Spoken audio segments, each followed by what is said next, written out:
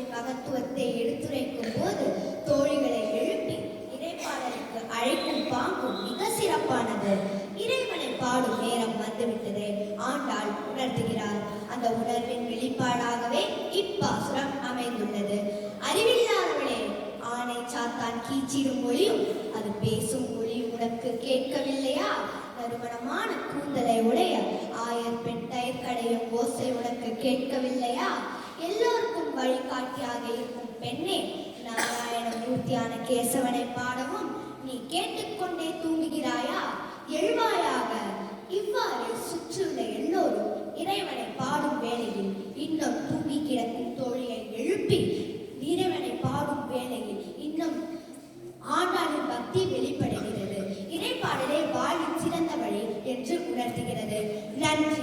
எனக்கு பயிற்சி அளித்த மணிமேகலை அம்மாவுக்கு நன்றி.